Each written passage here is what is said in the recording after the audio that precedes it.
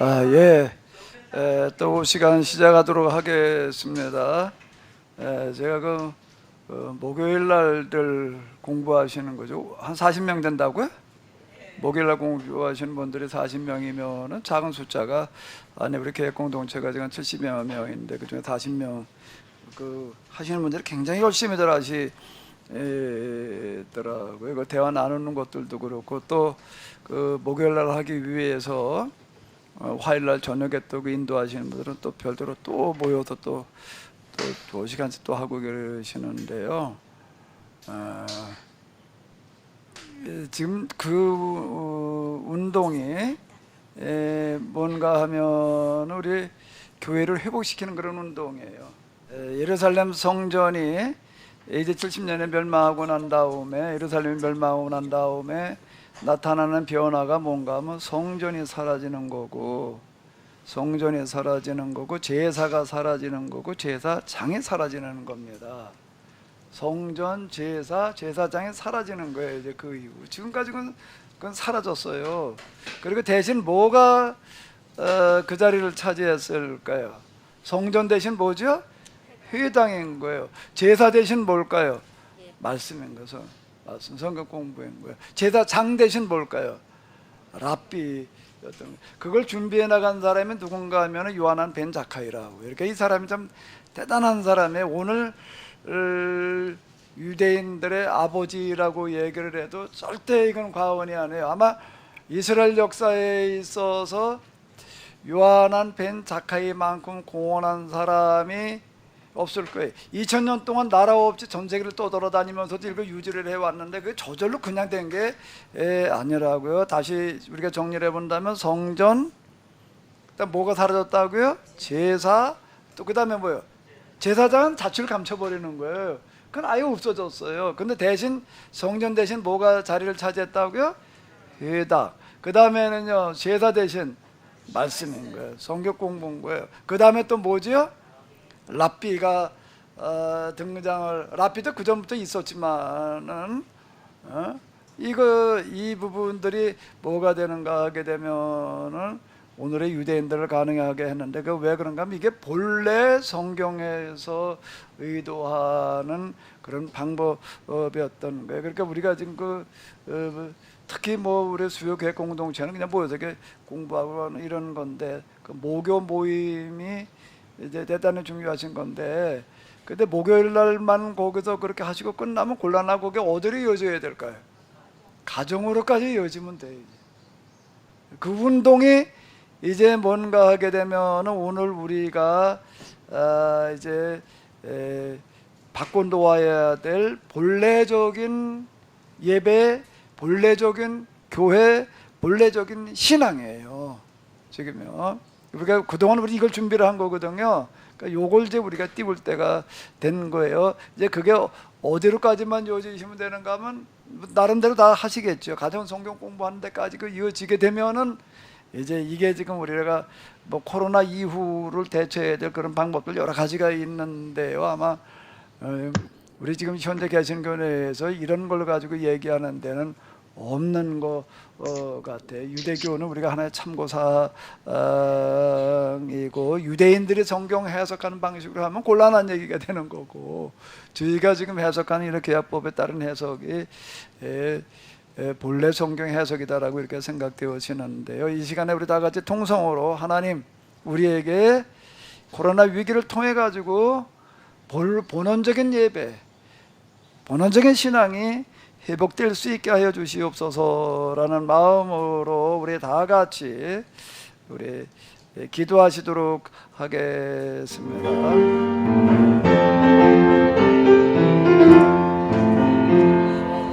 오 아버지 하나님, 이 시간 오후 시간에 또한 저희들 모였습니다. 이 시간에 저희들이 참으로 새로운 예배, 새로운 교회, 새로운 신앙을 찾아내고 발견하고 제시할 수 있는 귀하고 복된 시간이 되게 하여 주시옵소서. 우리 주 예수 그리스도의 이름으로 기도하옵나이다. 아멘. 오후 시간에 오신 분들도 감사드립니다. 우리 오후 시간 같이 대화 나누는 시간이니까는요. 여러분들의 의견들을 좀 같이 말씀해 주시면 고맙겠습니다. 회당이 뭔가 하면은 회당장은 사회만 보는 거고요. 누구든지 나와서 하실 말씀이 있는 분은 하십시오예요. 이 시간에 그런 시간 되시기 바랍니다. 뭐 새롭게 얘기하시라 그러면 굉장히 어려울 테니까 오전에 들으셨던 말씀들을 어떻게 일단 좀 듣고 느끼셨는지를 얘기를 하시면은 좀 부담 좀 덜 하실 테니까 얘기를 해주시면 고맙겠습니다.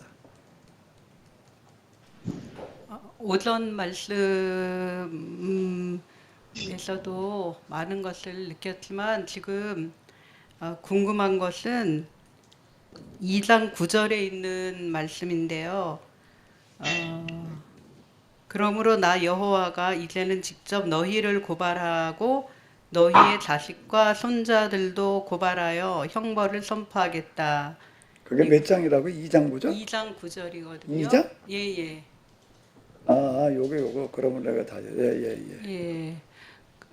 근데 당사자들 지금 신앙생활을 하고 있는 그 시대에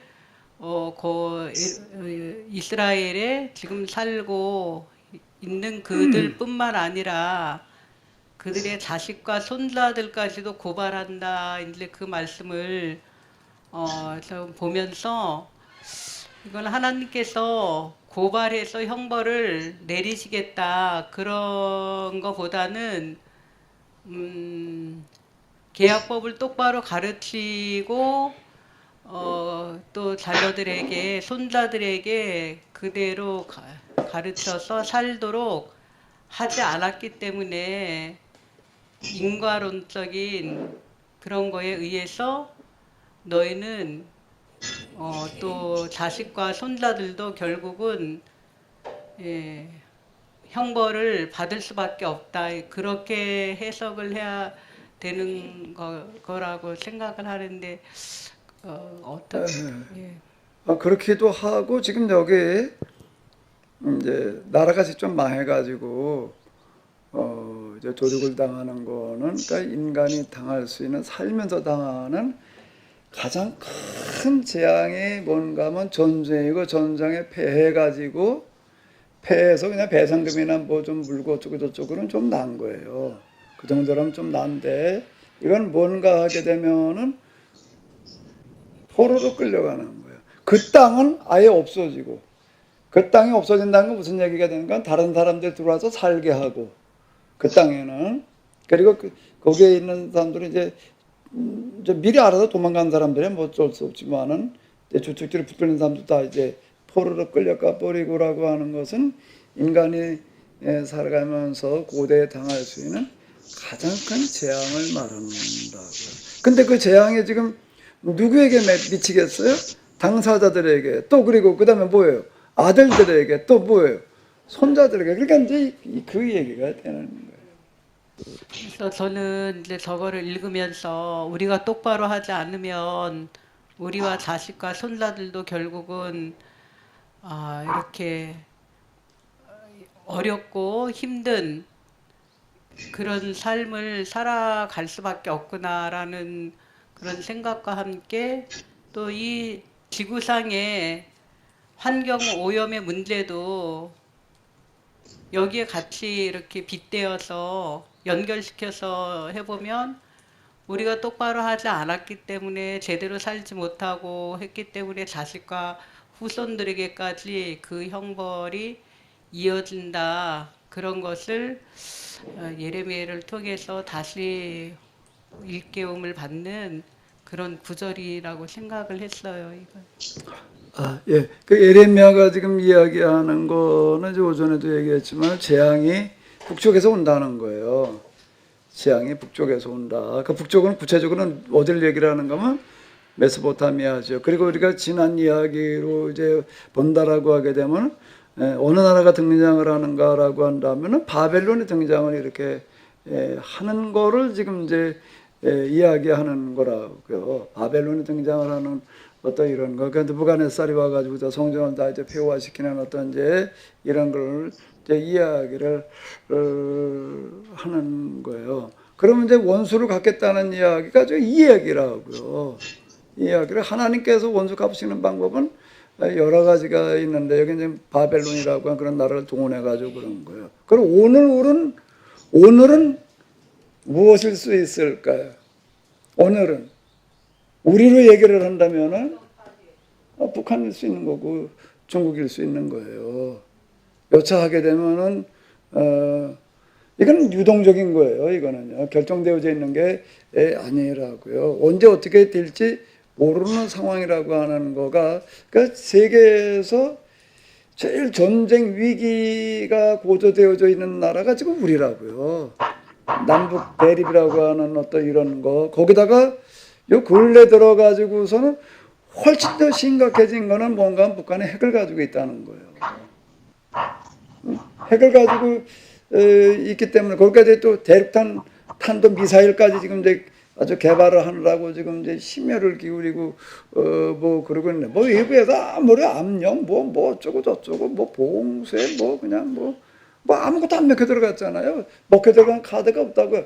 북한이 핵을 개발하는 걸 막기 위해서 쓴 그런 경제 봉쇄 뭐 기타 등등의 카드가 여러 가지가 있는데 하나도 안 막혀 들어간 거예요. 뭐 너 할 때 저 후진대로 해봐라 뭐 이런 식으로다가 이렇게 돼봐 여기까지 지금 와서 지금 아주 벌어질 수 있는 상황 가운데에서 가장 심각한 상황이 사실 지금 우리 가운데 지금 벌어진 거라고요.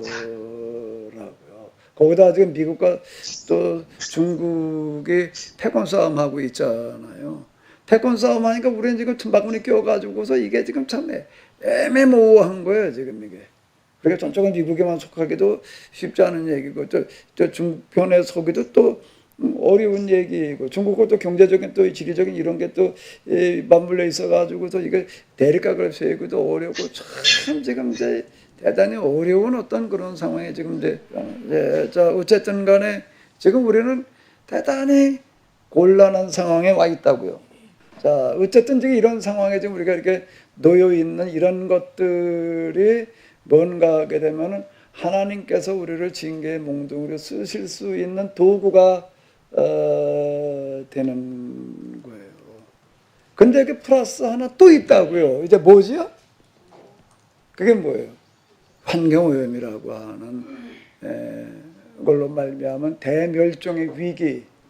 이거는 대멸종의 위기라고 하는 건 전 인류가 공통적으로 당면한 문제이고 전 인류가 공통적으로 당면한 문제이고 거기에 지금 그중에서도 우리나라라고 하는 데에서는 세계에서 제일 위험한 화약고에 놓여 있는 거라고요. 물론 지금 어디 주변에 국지전 벌어진 그런 데들도 있고 이제 그러긴 하지만 우리는 이건 지금 아주 참 곤란한 그런 상황이고 그리고 우리나라 같은 경우가 또 아주 참 여러 가지로 우리는 취약한 부분이 참 많은데 우리는 수출이 아니고서는 먹고 살 방법이 없는 나라예요. 우리는 수출이 아니면 먹고 살 방법이 없어요. 왜 그런가라고 한다면 우리는 제일 심각한 거는 식량이 자급자족이 안 되는 거예요. 식량. 여차해가지고 비상사태가 올 수 있잖아요. 비상사태가 오면 일단 무엇은 공급이 돼야 되나? 양식은 공급이 돼야 되는 거예요. 난 유럽이나 이런 나라 동료로 돌아다니면서 이렇게 보니까 거기는 우리하고는 부딪힌 상황이 전혀 달라요. 우리가 경제 뭐 12 어쩌고 저쩌고 거기 우리보다 훨씬 뒤떨어졌다 어쩌다라고 하더라도 그건 지표상의 문제이고 실제 가서 이렇게 보게 되면은요 거기는 별로 그렇게 걱정할 일이 없어요. 왜?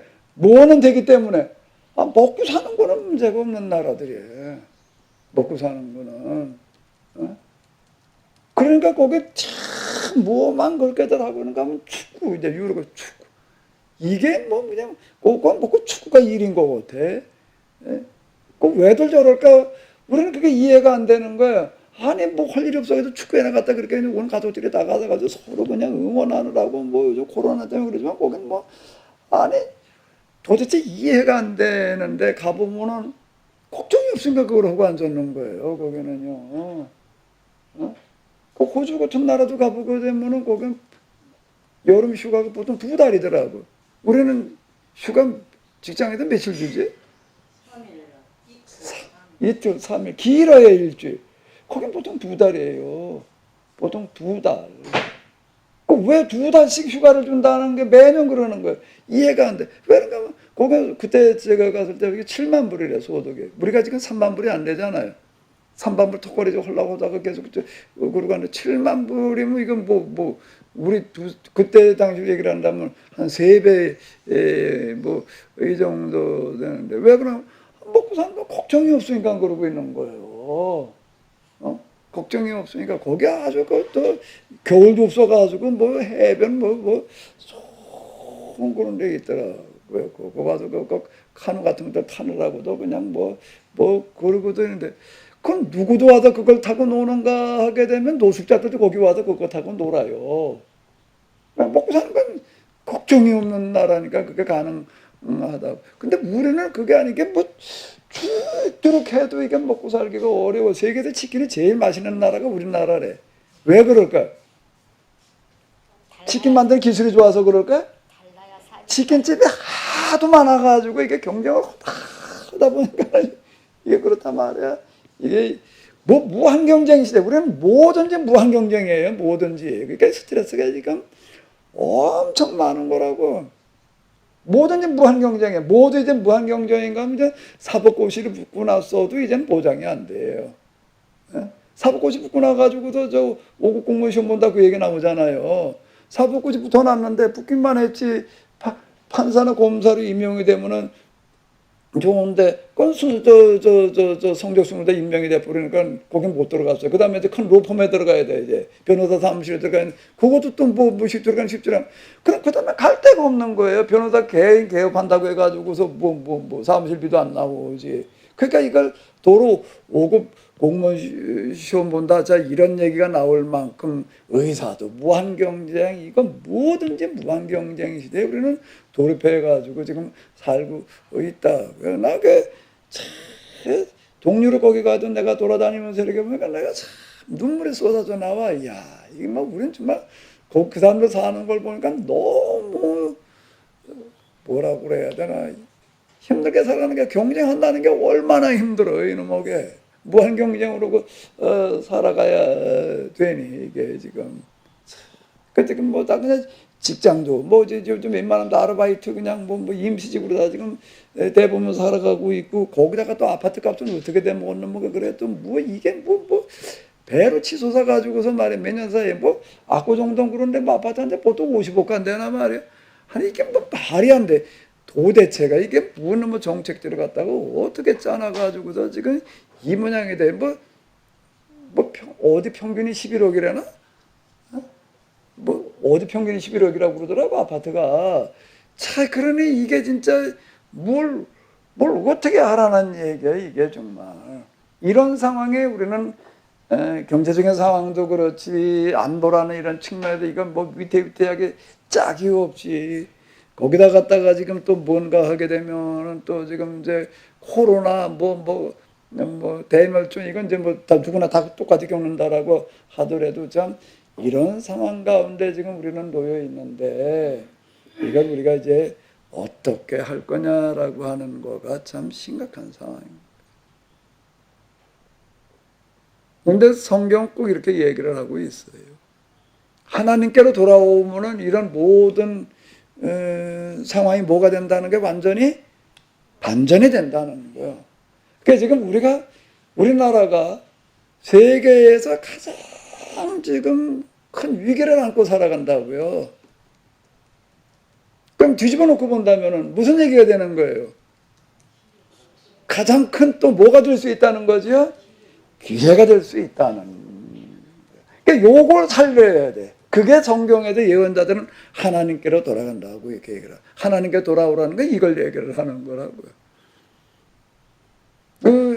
지금 우리가 이렇게 가장 큰 위기 상황이라고 얘기를 한다면은 지금 가나안에 들어간 이스라엘이야말로 그 시대에 있어서 오리엔트라고 얘기하는 메소포타미아, 이집트, 가나안이라고 하는 상황에 있어서 어딘가 하게 되면 제일 어려운 상황에 놓여 있는 거예요.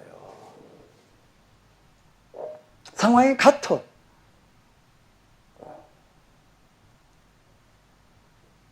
하나님은 여기다 갖다 놓는 거예요. 그리고 어떻게 하라고 얘기를 하시는가 하면 신앙이라고 하는 걸로 세계에서 당면한 가장 큰 위기를 뭘로 바꾸어 가라는 거예요? 기회로 바꾸어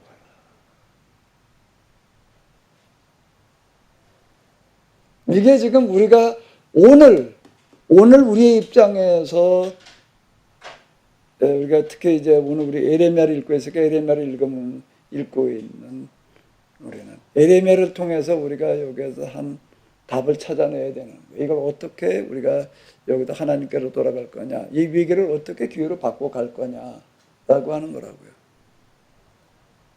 말씀들이 없으시니까 또 그냥 계속 얘기하게 되는데, 늘 하는 얘기인데 성경은 역사 결정론이 아니에요. 역사는 결정되어져 있는 게 아니에요. 어떻게 하는 거죠? 만들어가는 거예요. 역사가 결정돼서 가는 걸 나는 따라 나가는 게 아닌 거예요. 역사를 하나님께서 우리를 보고 네가 만들어가라고 얘기를 하시는 거예요.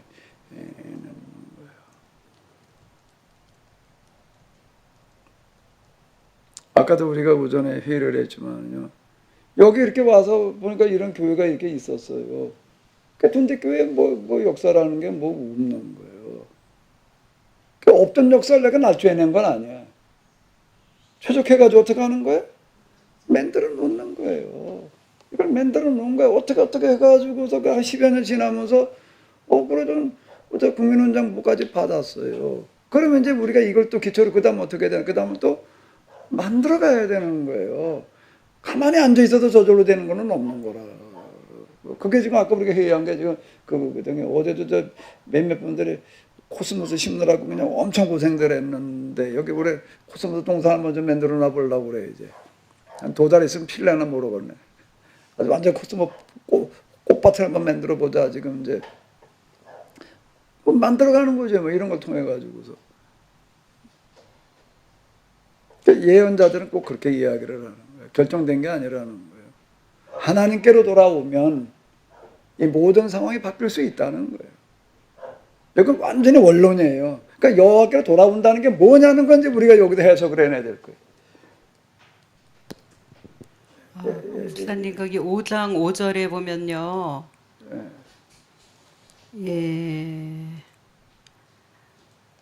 부유하고 학식이 많은 훌륭한 사람들에게 찾아가서 얘기했을 때 그 사람들이 하나님의 계명은 자기들의 행동을 속박하는 쇠사슬이나 되는 것처럼 그렇게 생각하고 뭐 그런 말씀이 있잖아요.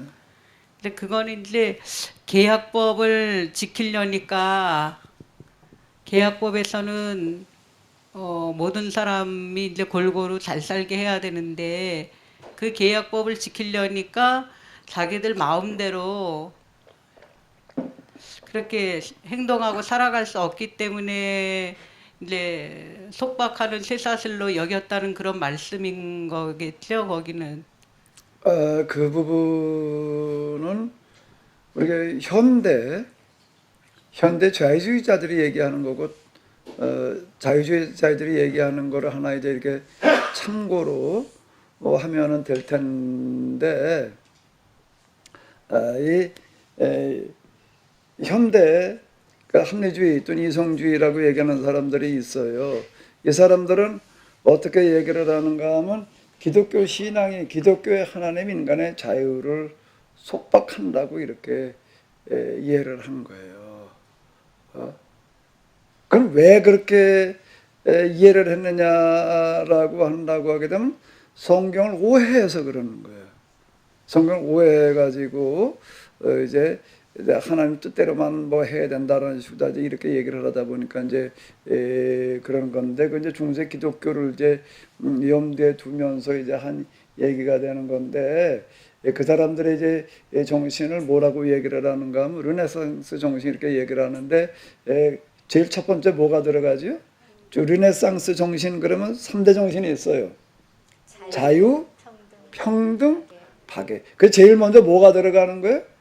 자유가 들어가는 게 왜 자유의 여신상 그건 여기 앞에 서 있는 거 그거 있잖아요. 그게 이제 르네상스 정신을 상징하는 어떤 그런 조형물이라고요. 그 자유를 맨 앞에 갖다가 넣은 거예요. 왜 그랬을까요?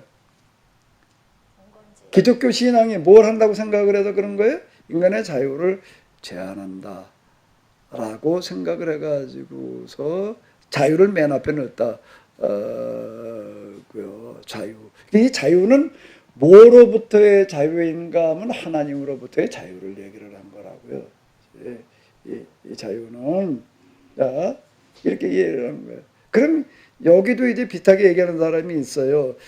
하나님의 계명에 자기들의 행동을 속박하는 쇠사슬이나 되는 것처럼 생각하고 이렇게 이제 얘기를 한다.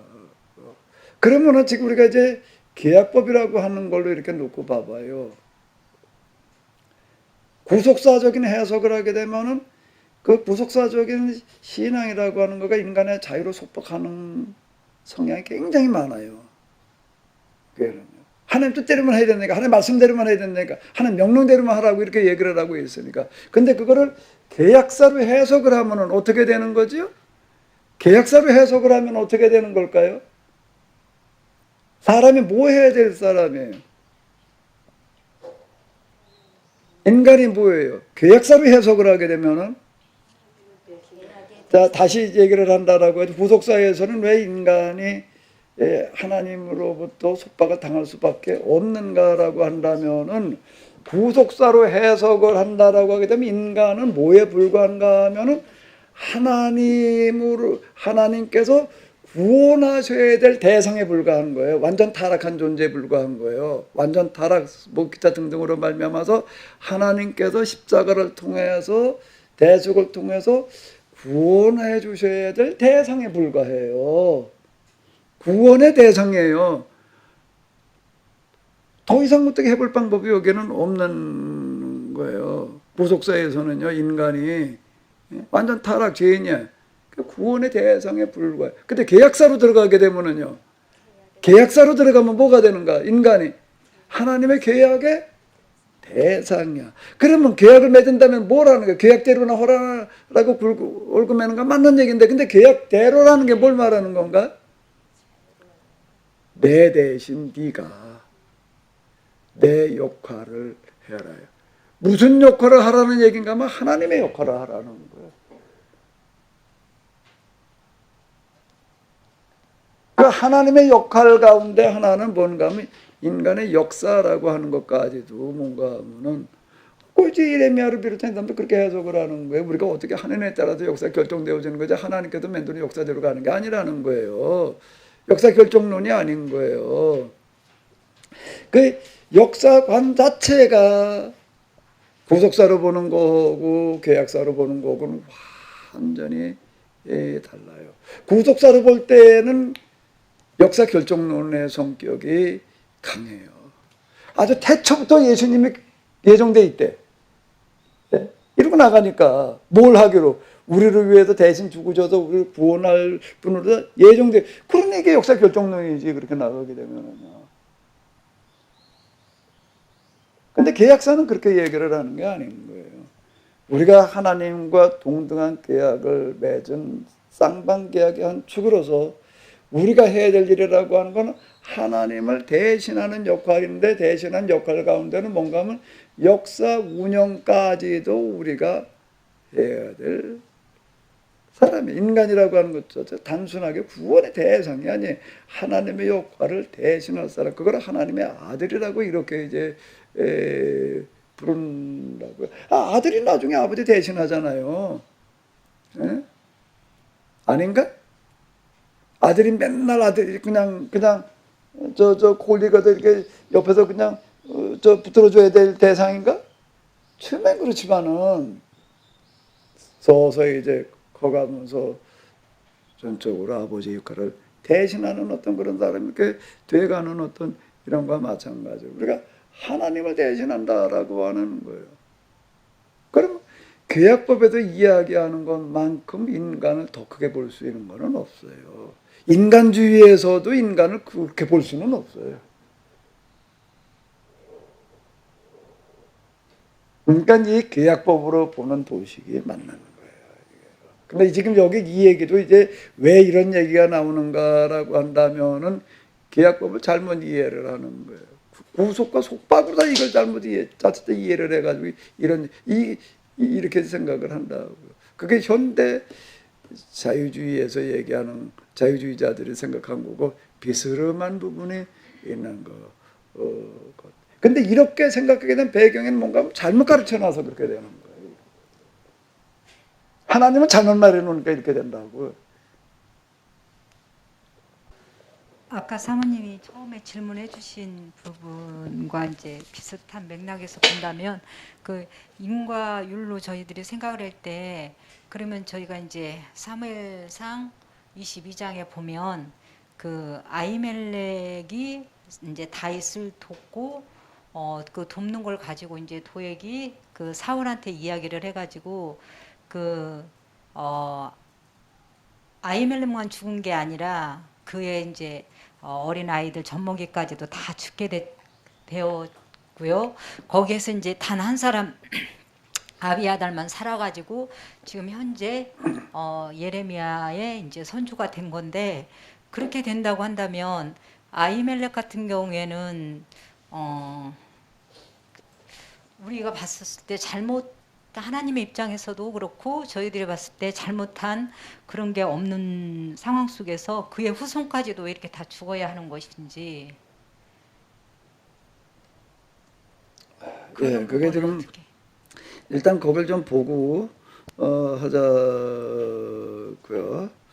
사무엘 상 22장 여기 이렇게 보게 되면은 21장입니다. 여기 이렇게 보게 되면 이제 아히멜렉한테 다윗이 찾아갔는데요. 사울에게 쫓겨가지고 이제 찾아가는 거예요. 그랬더니 이제 떨었다라고 이렇게 얘기를 하는데 떨었다는 얘기는 이제 뭔가 하게 되면 이때 이 사람이 대제사장의 역할을 하고 있을 텐데 다윗이 도와서 도움을 요청을 할 때 안 해줄 수가 없는 거고 해주게 되면 또 그게 또 이제 틀림없이 사울한테 이제 또 책임 충을 당하게 생긴 거고 이런 상황이 놓인 거를 지금 간파했다는 걸 얘기를 하는 게 다윗이 무서워도 떨었다는 얘기는 아니라고요. 근데 이제 보면 이제 떡 5덩어리 이제 떡을 줬다. 여기 몇 덩어리 줬는지는 제사장이 그 거룩한 떡을 주었으니 거기는 진설병고 요 앞에서 물려 낸 떡밖에 없음이라. 이 떡은 물려낸 것이었다. 그러니까 이제 물려낸 거네. 차려놓은 걸 준 건 아니고 그러니까 제사장만 먹을 수 있는 거를 이렇게 준 거라고요. 제사장만 먹을 수 있는 건데 그걸 다윗에게 줬다. 예수님께서도 이걸 인용을 하셨더니 이런 건데 이 아히멜렉이라고 하는 사람은 정말 그래도 그는 신앙대로 하는 어떤 그런 사람이었어요. 다윗에게 이런 떡을 주는 것도 제사장만 먹는 것도 난 못 준다 이렇게 얘기하지를 않은 게 왜 그런가 하게 되면 이 떡이라고 하는 것 자체가 하나님 앞에 놓았던 떡이라는 거 제사장만 먹으라는 거가 뭔지를 이 사람은 이해한 건다. 이건 놓았던 거니까 우리만 먹을 수 있어 당신 못 먹는 거 이렇게 말하지를 않는 거예요. 부정하지만 여자만 가까이 하지 않았다면 먹을 수 있다 이렇게 얘기를 하는 거는 뭔가 하면 원래 이 떡의 의미가 뭐라는 얘기예요. 이 떡의 의미가 뭐라는 얘기예요? 굶주리는 사람이 없게 하라는 거에 의미였기 때문에 줄 수 있다 이렇게 얘기를 하는 거라고요. 그러니까 이 사람이 이게 무슨 의미인지를 아는 거예요. 떡을 차려놓는다는 것 자체를. 그것도 그랬고 또 이제 칼까지 이제 원래 다윗이 골리앗을 죽이고 나서 이제 그 가져다 놨던 그 칼을 이제 대신 내주는 어떤 이런 거 이렇게 볼 수가 있는데 그 아히멜렉이라고 하는 사람은 제사장으로서 역할을 충실히 한 거예요. 다윗에게 한 그런 거는. 그리고 그 다음에 이제 그게 들통이 나가지고도 이제 사울에게 이제 추궁을 당한다고요. 사울에게 추궁을 당하는데도 뭐라고 얘기를 하는가 하게 되면은 이렇게 얘기를 하는 거예요. 왕의 모든 신하 중에 다윗과 같은 충실한 자가 누구인지요? 그는 왕의 사위도 되고 왕의 호위대장도 되고 왕실의 존귀한 자가 아닙니까? 자, 이제 이렇게 얘기를 하는데 그 이 아히멜렉은 사울한테도 또 진실하게 이야기를 하는 거예요. 다윗은 결코 그렇게 죽이려고 쫓아다닐 자가 아닙니다라고 이렇게 얘기를 하는 어떤 이런 거잖아요. 그래서 다윗을 적으로 돌릴 일이 아니다. 그래서 이들이 양쪽으로 다 충실하게 했어요. 다윗에게도 그랬고 또 누구에게도 그렇고. 근데 결과적으로 돌아오는 거는 뭐예요? 그래가지고 돌아오는 거는 뭐죠? 자기뿐만이 아니라 집안이 온통 도륙을 당해서 85명이 죽은 거예요. 제사장들의 성읍 노베 남녀와 아이들과 젖 먹이는 자와 소와 나귀 양들까지 죽는 거예요. 이거 세마포 옷 입은 자 85명이니까 제사장을 말하는 거고, 그리고 85명만 죽은 게 아니라 싹 죽었다. 요걸 물으신 거잖아요. 이거는 자, 그러니까 연못지화인데 연못지화라는 말이 무슨 얘기예요? 불이 났어요. 불이 났으면 어떻게 해야 되나? 요즘 소방차 오지만 옛날에는 어떻게 동네 사람 다 바켓을 들고 오는 거예요. 쭉 서가지고서. 그래서 물을 어디서 퍼와야 되나?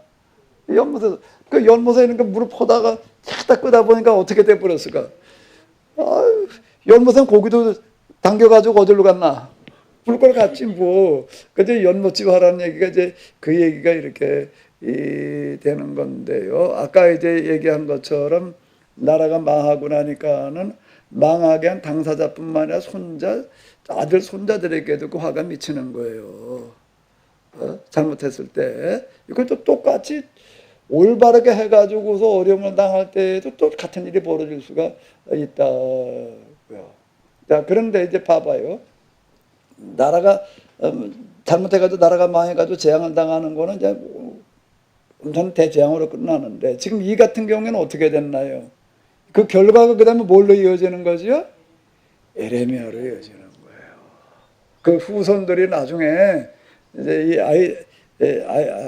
아비아달이, 물론 아비아달이라고 한다라면 왜 그렇게 저 솔로몬에게 다윗 그 치하에서 신앙을 준수하는 어떤 그런 사람이 되는가? 아히멜렉이 아들이기 때문에 그걸 가능하게 한 거예요. 이것 때문에 솔로몬에게 이제 쫓겨나도 좌천되기는 하지만 그 결과가 뭘로 등장을 하는가 하면 에레미야로 오는 거고 434년 뒤죠 이게. 그리고 343년 뒤에 에레미야로 등장을 하는 거고 그 다음에는 또 거기서 끝이 아니에요. 뭘로 오는가요? 신명기 운동으로 가는 거예요. 신명기 운동으로 가가지고서 어떻게 하는가 하면 포로로 잡혀간 이스라엘 사람들을 다시 살려오는 역할을 하는 거예요. 그러면은 아히멜렉 그거의 인가론이에요. 인가론인데 올라가 보니까 제일 원인이 뭐예요? 제일 원인 그럼 이제 프라임 까부사 라틴어로 이제 프라임 까부사 제가 이건 하도 저 아키나스 신학대전을 가서 씨름을 하다 보니까 지금 다 까먹었는데 그건 기억이 나네. 프라임 까부사라고 하는 게 뭔가 제일 원인이에요. 제일 원인이 어디 있는가 하면 아히멜렉이고 그 죽음인 거예요. 이 땅에. 그러니까 그건 절대 헛되지 않은 거예요. 그럼 어느 게 더 귀한 거였을까? 아히멜렉과 그 85명 그 일족의 죽은 그 희생과 이스라엘 사람들이 포로로 끌려가 가지고도 다 사라져 버리게 됐다가 다시 돌아온 거고 비교를 해본다면은 어떻게 되는 거죠? 뭐 이 죽음이 결코 헛된 죽음이었나요? 아니죠. 그러니까 하나님은 항상 어떻게 하시는 분인가 하게 되면은 더 좋은 걸로 갚아주시는 분이에요. 근데 우리는 그걸 느끼기가 어려워요. 그게 우리는 당장 로또 복권 상금 모양으로 생각을 해. 그래서 그거 가지고 나와야지 뭐가 됐다고만 생각을 하는데 그게 사람 보기에는 그냥 다 허황된 걸로 끝나버린 것 같지만 전혀 아닌 다른 쪽으로 하나님께서는 비교될 수 없는 걸로 갚으신다라고. 그러니까 그런 측면을 놓고 본다면 아히멜렉과 그 그 후손들의 죽음은 결코 헛된 죽음이 아니지. 그리고 그 흐름이 아까 제가 말씀드린 대로 예레미야가 그 이야기하는 거는요, 그 나이 혼자 그걸 터득해가지고는 절대 그렇게 말을 못해요. 그 어렸을 때부터 쭉 내려온 집안 내력으로 얘기하는 게 집안 내력이에요. 내력. 우주의 원리 가운데는 질량 불변의 법칙이라는 거 있잖아요. 누구나 다 아는 상식적인 거. 변형은 되지만은 없어지는 건 아니라고요. 예를 들어서 우리가 나무를 갖다 태웠어요. 나무가 없어졌잖아요. 없어진 게 아니에요. 단지 형태가 바뀐 거지. 연기로, 뭘로, 재로, 뭐. 근데 그건 다 합쳐놓으면 없어진 게 아닌 거예요. 그대로 보존돼 있다고요. 단지 형태가 바뀐 거예요. 다른 형태로다 어디 가 있는 거예요, 이게요. 그 재는 갖다가 어떻게 하는가 하면 거름으로 줬더니 누가 빨아먹었어? 또 고구마가 빨아먹었어. 그 고구마를 갖다가 진상입사님 삶아 먹었어. 진상입사님이 삶아 먹은 걸 갖다가 또 뱃속에 있는 또 세진이가 빨아먹었어. 또 탯줄로다가. 그러니까 어디 간 게 아닌 거예요. 다 어디 이렇게 가 있는 거지. 우주공간은 어디인가 있다고요. 물질을 가지고 이렇게 얘기를 하는데 똑같이 물질만이 아니라 정신활동이라고 하는 이런 부분도, 정신활동도 하나의 에너지잖아요. 그죠? 뭔가가 있는 거라고. 그것도 존재해요. 정신활동도. 그것도 절대 사라지는 게 아니라는 거예요. 그게 내게 물질의 원리와 영성의 원리가 같다고 제가 얘기를 하는 거는 이런 거예요. 그게 어딘가 있다가 그게 주로 어디로 이어지는가 하면은 후손들에게 이어져요. 그게 뭔가 하면 무당 집안이 있죠. 내림굿 탄다고 그래요. 그 내림굿 타는 신이 어디서 올까 주로 얘기 들어봤어요? 조상이에요. 그 무당의 자손을 천시한 거는 그 후손 가운데 틀림없이 또 이게 무당이 또 나온다는 거예요. 어느 날. 지금 그런 얘기 많이 나오잖아요. 뭐 어느 탤런트가 뭐 어쩌고 저쩌고 뭐 이래가지고 갑자기 그냥 신병이 나가지고 아주 그냥 아무리 거역하려고 하다가 결국은 이제 내림굿하고 말았단 말이에요. 그래서 무당됐다 뭐 그런 얘기들 이렇게 하잖아요. 그 뭐 누구 또 유명한 뭐 탤런트가 배우가도 있던데 뭐 그런 얘기들 이렇게 하더라고요. 그게 어디 가는가 하게 되면은 후손들에게 이어져 내려가는 어떤 이런 걸 이렇게 볼 수가 있어요. 그런데 여기 이렇게 보게 되면 예레미야의 집안을 비롯해 가지고서 또 누구네 집안이죠? 사가랴, 엘리사벳. 그 다음에 또 누구? 삼손이. 이게 다 너와 내 후손을 통하여 모든 족속이 뭘 하리라? 뭐 이렇게 가는 거야. 그 조상들이 쌓아놓은 성덕이라고 하는 게 어디 안 간다는 거예요. 어디 안 간다는 거예요. 그건 자식들을 위한 하나의 조금과 같은 거예요. 그게 그렇게 이어간다 이렇게 얘기를 하는 거예요. 그 십계명, 신명기 십계명에 보면요. 그러면 우상들에게 절하지 말고 그것들을 섬기지 말라. 나 내 하나님 여호와는 질투한 하나님인즉 나를 미워하는 자는 자의 죄는 갚되 아버지로부터 아들에까지 3, 4대까지 이르게 하고 나를 사랑하고 내 계명을 지키는 자에게는 1000대까지 은혜를 베풀리라고 하셨는데 그게 딱 그 얘기예요. 그러니까 인과율이라고 하는 거가 인과율이 물질의 세계만이 아니라 어디에도 똑같이 적용되어진다는 거죠. 신앙의 세계에도 적용되어지는 걸로 봐야지 이게 맞는 얘기예요. 그러니까 인과율에. 그래도 거기 악행은 3, 4대고 선행은 1000대니까. 그러니까 우리 부모는 도대체 제대로 해먹은 게 아무것도 없는데 너무 걱정하지 않아도 돼. 하나님은 어떻게 하시겠다는 거예요? 네가 똑바로 하기만 하면 그 악행이라고 하는 거는 내가 다 막아주겠다. 이렇게 되는 거예요. 그건 대를 끊어놓겠다는 거예요. 그런데 선행은 그건 절대 사라지지 않고 수천 대까지도 이어져 내려가게 하겠다. 그렇게 하나님이죠.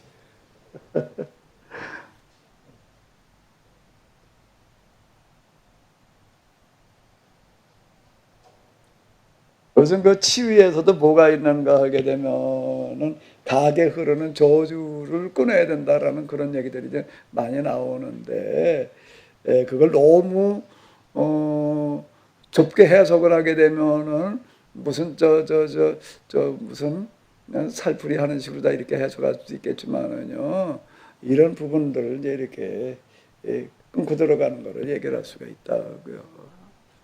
오전에 목사님 그 말씀을 이렇게 쭉 들으면서 또 저 성경을 보면서 이렇게 또 5장 7절의 말씀이 굉장히 뭐랄까 많이 좀 생각하게 되는 부분이 있더라고요. 근데 뭐냐면 주께서 말씀하셨다. 내가 당연히 너희들을 용서해 주어야 한다니 그 이유가 무엇이냐. 네. 거기 그걸 읽으면서 저희는 얼마나 당연히 뻔뻔하게 하나님 앞에 용서를 빌기만 하면 하나님께서 용서해 주실 거라고 믿고 가서 빈 용서를 구한다는 거가 예수님의 십자가로 인해서 우리는 그 밑에 가서 용서를 구하면 당연히 용서받는다라고 이렇게 생각했던 그 부분이었는데, 여기에서는 당연히 너희를 용서해 주어야 한다니 그 이유가 무엇이냐라고 하나님께서 말씀하시니까 우리가 구속사를만 가지고 거기에서 당연히 용서받는다는 그 뻔뻔한 우리들의 그 사죄에 대하는 자세가 얼마나 참 말도 안 되고 뻔뻔한 것인지, 하나님이 왜 정말 날 용서해 줘야 되는가, 그 이유가 무엇인가, 뭐 이렇게 요 부분이 참 많이 많이 생각이 나더라고요. 구속사에서 이렇게 얘기를 하는 게 예수님께서 대신 죽으셨으니까 난 용서받을 수 있다 이렇게 생각하는 거예요. 그렇게 생각하고 그냥 무릎 꿇고 뭐 잠깐 기도만 하면 다 제 용서해주고 다 용서받는 걸로, 뭐 진심은 어느 정도까지가 진심으로 회개하는 건지에 대한 거는 별로 따지지 않고 그냥 뭐 무릎 꿇고 잠깐이라도 하나님 잘못했습니다 하고 그냥 그렇게만 해도 그것을 용서받는 것처럼 착각하고 있는 우리에게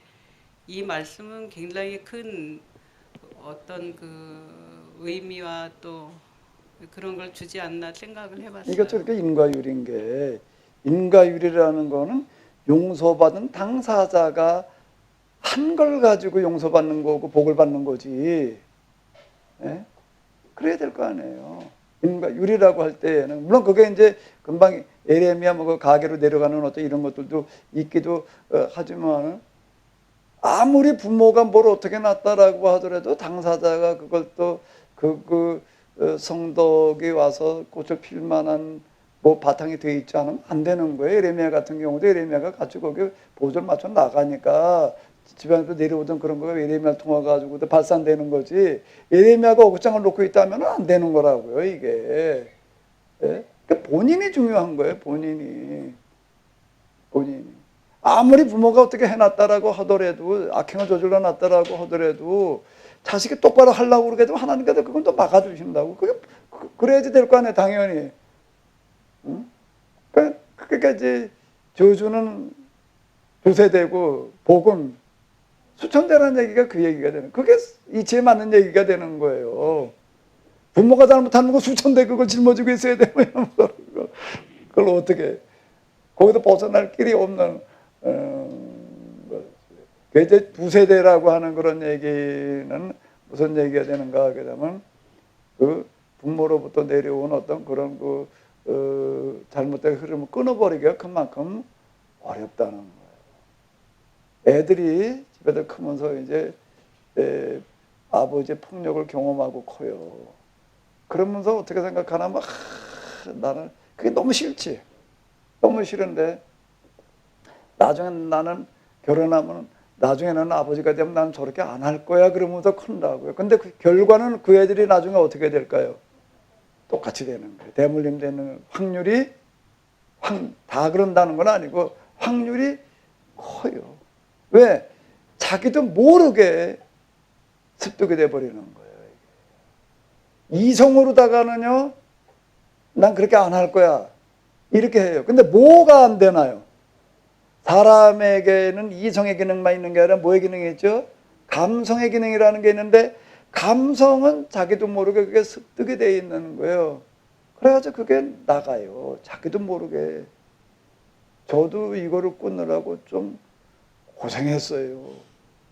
내 나름대로 굉장히 노력했다고요. 이상하게 쳐다보시네. 아, 우리 아버지 저 대단한 분이에요. 나도 어렸을 때 뭐를 내가 많이 받는가 하게 되면 식사하시다 말고 밥상에 통째로 마당으로 나가는 건 난 많이 봤어요. 꼴땀 날아가는 거예요. 뭐가 간이 조금 덜 맞았다든지 뭐가 어땠다 그러면 이거저거 얘기도 없어. 밥상부터 던지고 봐. 그거 뭐 밥사발이 여기저기 굴러다니고 뭐 내가 이거 많이 보면서 이렇게 눈빛이 갑자기 달라지는 것 같아. 그러니까 많이 보고 이렇게 컸는데요. 어느 날 내가 가만히 이렇게 보니까 나한테도 그런 기질과 뭐라고 그래야 되나 습성이 있더라고요. 어느 날 제가 그래가지고 그거를 내 나름대로는 굉장히 노력을 하는데 이 순간적으로 이게 잘 안 돼요. 그 부분에 그래 이게 참 어렵다. 어떤 목사님 얘기하는 거 보니까 그 외모가 복잡하고 힘들어가지고 난 더 힘들어 못 견디겠다. 그리고 어딜 갔냐면 맥주집을 갔대. 맥주집 가서 그냥 술 한잔 먹고 그냥 그리고 이겨내야 되겠다. 그러고 가서 앉아있는데 아무리 한 30분 이상 있어도 주문을 받으러 오지를 않더래.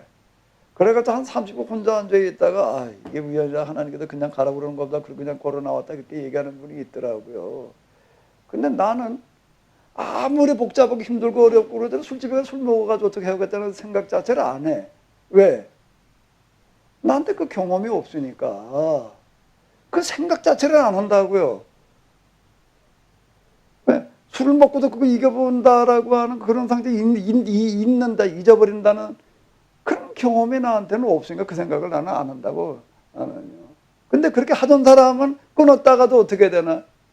그게 나오는 거예요. 그 비슷한 상황, 견딜 수 없는 상황에 되게 되면. 그러니까 경험이라는 게 이게 중요한 거예요.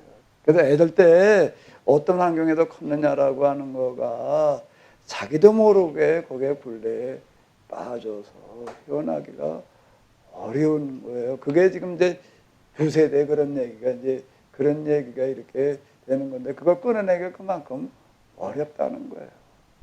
그래서 창피한 얘기인데 뭐 창피할 것도 없어. 별로 이러는 사람이니까. 어느 날 뭐가 화딱지가 나가지고 밥사발을 집어 던졌다고요. 밥 먹다가요. 묵혀가지고. 에? 내가. 왜 물어 그걸 또. 뭐 창피할 것도 없어. 원래 내 수지 이렇게 정도밖에 안 해. 근데 내가 다시는 내가 안 그랬어요. 뭐 때문에 안 그랬을 것 같아. 우리 어머니가 옆에 계셨는데 그걸 딱 보고서는 뭐라고 얘기를 하시는가 하면은 야 싸우려면 나 죽은 다음에 싸워라. 나 본 데서는 싸우지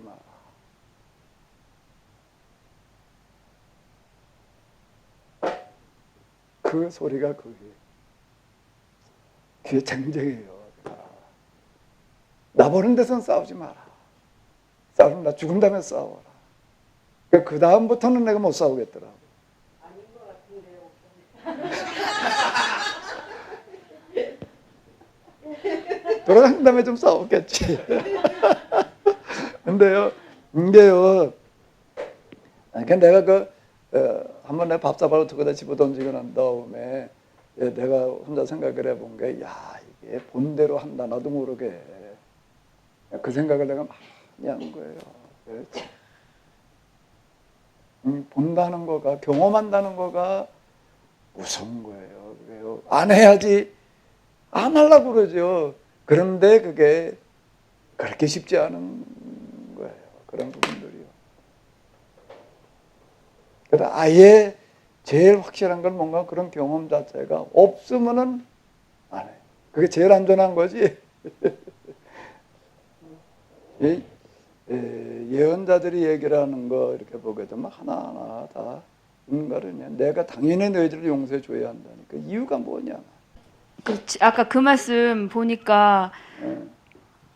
내가 당연히 용서해야 될 이유가 무엇이냐 이렇게 딱 말씀 보고 저도 기도를 그럼 이제 기도를 하는데 기도는 처음에 시작할 때는 진지하게 하다가 이제 점점 자세가 틀어지면서 나중에 이상하게 되잖아요. 근데 끝에 저는 꼭 예수님 이름으로 기도했습니다. 그러니까 저 기도했습니다. 약간 이런 식으로 마무리를 하는데 저 말씀에 비춰 보니까 너가 한 그게 기도가 근거가 무엇이냐 꼭 이렇게 말씀하시는 것 같아요. 그래서 그건 기도 아니죠. 그러면 말씀 통해서 보니까 에, 내가 이제 늘 반복해서 이야기하는데요. 내가 뭐 경험을 가지고 얘기를 해볼게요. 기도라는 걸 조금 이렇게 하려고 이제 아침 저녁으로 아침에는 이제 교회에서 새벽에 이제 그리고 저녁에는 저녁 숟가락 놓고 산에 와서 이렇게 하려고 좀 그래 본 적이 있는데 10번이면 10번에 9번은 제대로 안 돼. 그냥 앉았다 가는 수준이지. 예? 10번에 9번은 그냥 앉았다 가는 수준이 이렇게 돼버려요.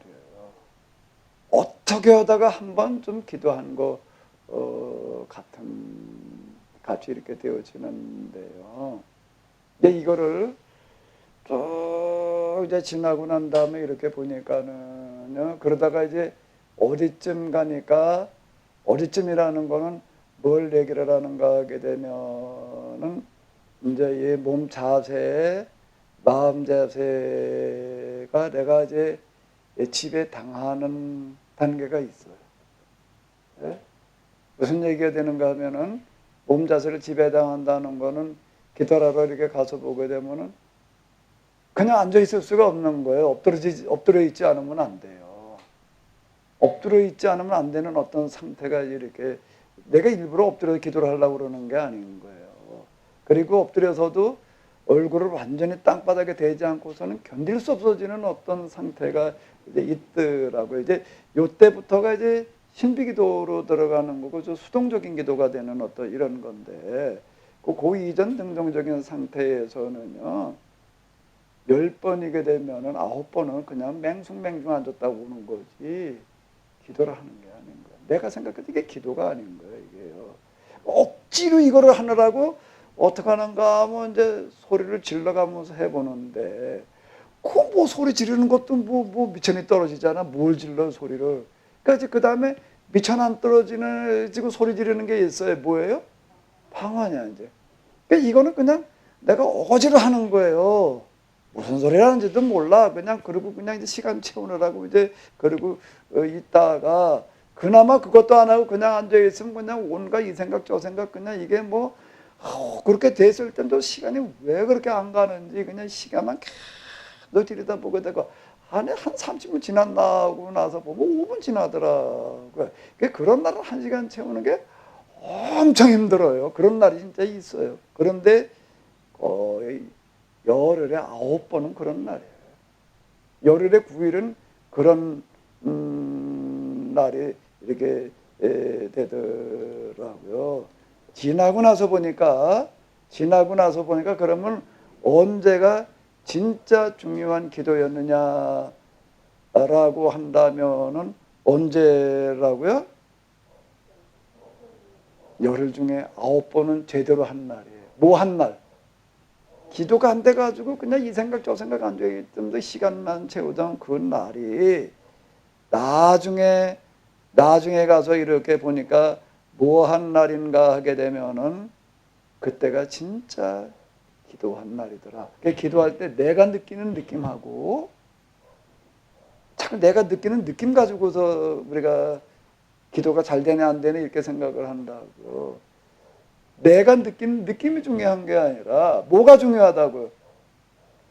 그 나를 보고 계시는 하나님의 기준이 더 중요한 거예요. 하나님은 뭐를 가장 중요하게 보시는가 하면 기도가 안 돼가지고 이걸 도대체 그냥 하고 근데 이걸 앉아서 그냥 그런 시간 채우는 게 쉬워요 어려워요? 어렵지. 그거 어려운 그걸 보고 계시는 거예요 하나님. 그걸 보시는 거예요 바로. 그래서 그 날이 기도가 안 되는 날이 뭐라고요? 기도가 제일 잘 되는 날이라고 그러긴 약간 그러고 뭐라고 그러게 기도 훈련이 가장 잘 되는 날이다. 이렇게 봐야지 맞더라. 그 날이 채워져야 돼. 날수가 채워져야 돼요. 이게 그날 그 시간이 그 양에 채워져야지 돼. 그래서 이거는 뭔가 하면 계속 해야 돼. 이 부분. 내가 느끼는 거고 하나님께서 보시는 거고는 달라요.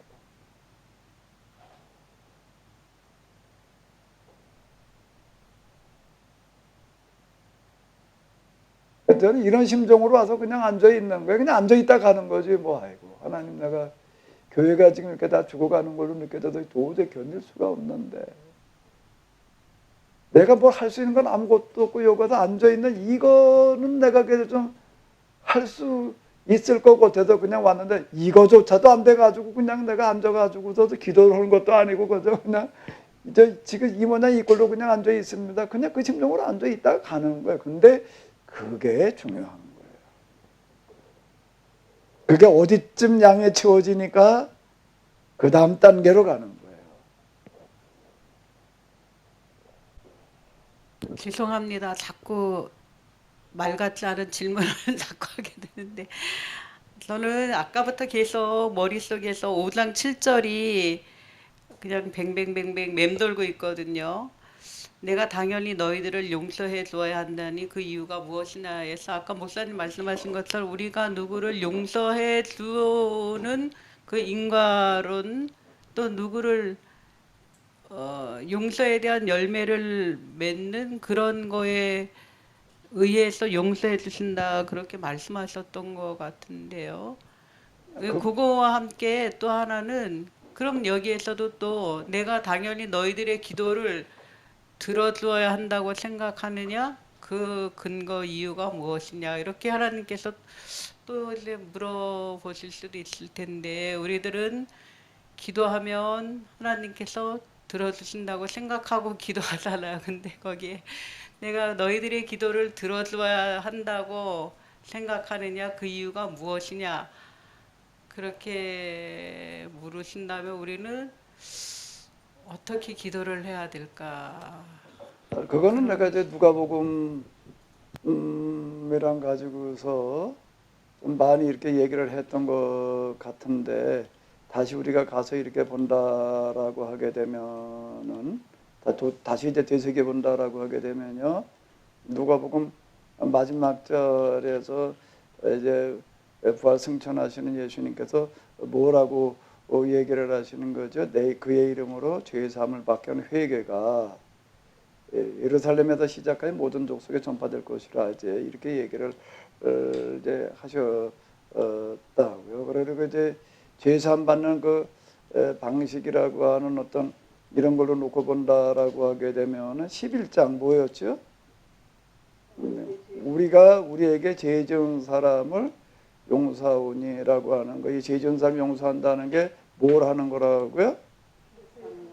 우리에게 지은 뭐를 해결해 주는 거요? 빚진 모든 사. 여기 세 번역은 정확하게 번역을 해놨어요. 우리가 우리에게 뭐 한 사람을요? 빚진 사람을 용서해 주는 것 가치가 본래 요 원문이에요. 그러면 죄 용서함 받는 가장 확실한 그리고 가장 중요한 가장 기본적인 도식은 뭘 하는 거죠? 빚진 사람을 채무를 면제해 주는. 근데 이 채무는 무슨 채무라고? 일단요. 근데 덮어놓고 채무라고 그러면 되게 곤란한 얘기가 돼버려요. 무슨 채무죠? 이거는요? 양식 빌려다 먹은 채무. 일용할 양식 기타 등등 뒤에 이제 똑 빌려 오는 얘기다 그 얘기거든요. 여기서 얘기하는 채무는 전적으로 먹을 거 빌려다 먹은 걸 얘기를 하는 거지 아무 채무나 다 그냥 용서해 주라는 얘기가 절대 아닌 거예요. 탕감의 대상이 덮어놓고 탕감 이거는 예레미야의 지금 그것도 그거와 이게 그 정신이야. 이게 여기서 얘기하는 거가 성경 계약법에서 얘기하는 속죄로는 이 속죄론이에요. 그러니까 면제 속죄론이에요. 우리는 십자가 대속 속죄론이라고요. 근데 계약법은 전적으로 면제 속죄론이라고요. 면제 속죄. 그러니까 예레미야 이제 뒤에 가서 이렇게 보게 되면 예루살렘에 이제 바빌론가 포위당해가지고 멸망 직전에 왔는데 느부갓네살이 뭘 실천했는가 하면 안식년을 실행을 했더니 이게 물러갔다 말이야. 물러갔다 이 얘기가 이렇게 나와요. 그 얘기가. 그거 자체가 이걸 얘기를 하는 거예요. 속죄에 서로 먹을 거 나눠 먹는 거예요. 먹을 거 나눠 먹는 거예요. 그거만큼 더 확실한 속죄의 방법은 없다. 그리고 이게 이치에 맞아요. 예수님께서 2000년 전에 나를 다 그냥 십자가에서 죄를 지고 돌아가서 이제 가서 믿기만 하면 용서만. 이게 그러면 뭔 말이 안 맞는 얘기가 되는 거지. 이게 그러면. 이 행동은 뭐 했나 그거 상관없어. 행동은 상관없고 그냥 요것만 믿어. 그러면 용서 안 받아. 그러면 이게 이제 모순이야. 이렇게 되면. 아니 때 굴뚝에도 연기난다고 그러는 거고 똑같은 얘기가 돼버리네. 이놈 뭐게 모순이지. 인과론에 안 맞는 얘기가 되는 거예요.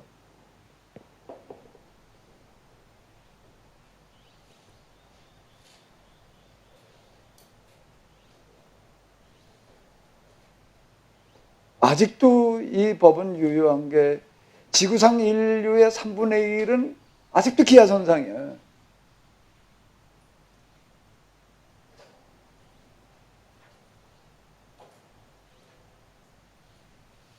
그리고 한 국가 내에서의 빈부의 격차도 어렵지만은 국가 간의 빈부의 격차라고 하는 것은 이건 도대체 어디에서도 답이 없는 거예요, 지금요. 누가 그렇게 심각하게 관심도 안 가져요, 이거는요. 누가 이걸 어떻게 해야 될 건가라고 할 때 이거는 신앙의 차원에서만 해결될 수 있는 거예요. 신앙의 차원이라는 게 뭘 말하는 거죠? 이걸 실행하는 사람만이 구원받을 수 있다. 그래야지 해결되어지는 거지. 신앙의 차원이라는 거는 이걸 해결하는 것과 구원받는 방법이 일치할 때에만 해결되는 거예요. 이게 맞는 얘기가 되는 게 역사적인 증명이 될 수 있는 게 인류 역사 이래로 가장 어려운 문제가 이 문제. 이건 영원히 해결될 방법 기미가 없어 보이는 거예요. 그거고 구원받는 방법하고 일치가 돼야지 이게 해결되어지지. 뭘로 그게 해결을 해? 그게. 그래서 이게 상식에 맞다, 이치에 맞다는 얘기는 그런 얘기가 되는 거예요. 그건 그냥 예수님의 사랑을 실천하는 어떤 이런 거고 이렇게 얘기를 해버리면 안 되는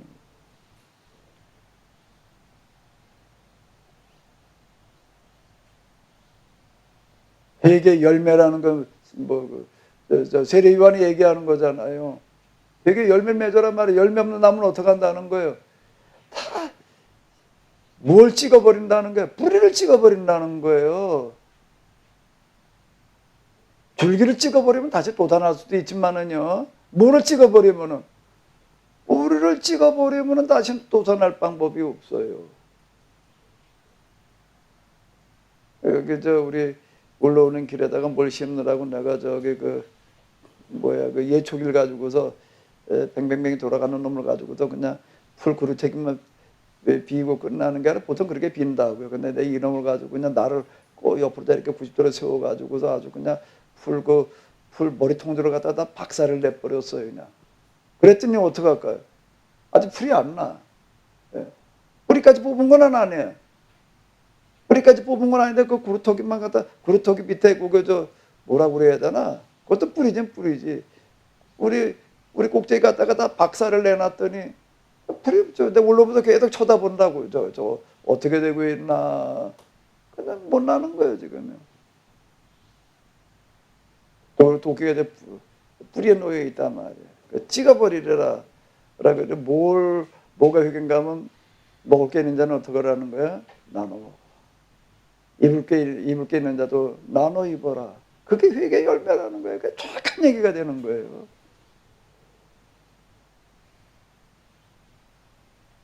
그 사람이 구원받는 거예요. 그래야지 한 국가 내에서 빈부 간의 격차가 해결되어져요. 그래야지 국가 간의 격차가 해결되어져요. Noah the way.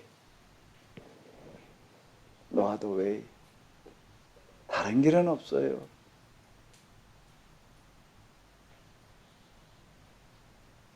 Noah the way.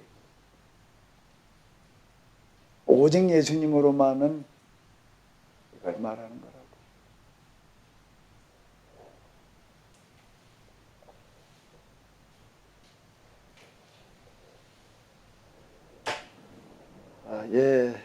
시간이 됐으니까 또 그만둬야 되는데요. 좀 더 혹시 또 하실 말씀 있으시면 좀 하십시오.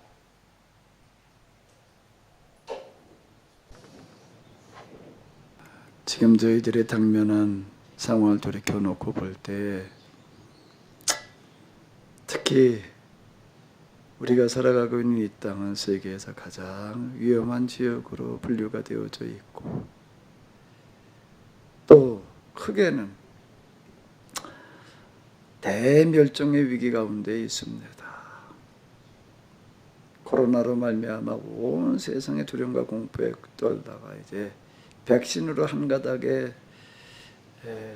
소망을 보고 있습니다. 그러나 하나님, 백신이 근본적인 대책이 아님을 알게 하여 주시옵소서. 저희들이 방역에 그리고 백신에 최선을 다할 수밖에 없지만 이게 다가 아님을 알게 하여 주시옵소서. 하나님께로 돌아가는 것이 대답임을 알게 하여 주시옵소서. 하나님께로 돌아갈 수 있게 하여 주시옵소서. 하나님께로 돌아가는 길을 저희들이 예레미야를 통해서 찾고 발견할 수 있게 하여 주시옵소서. 예레미야를 저희들이 한 절 동안 또 읽고 묵상하면서 길을 찾고 또 길을 제시할 수 있게 하여 주시옵소서. 우리 주 예수 그리스도의 이름으로 기도하옵나이다. 아멘.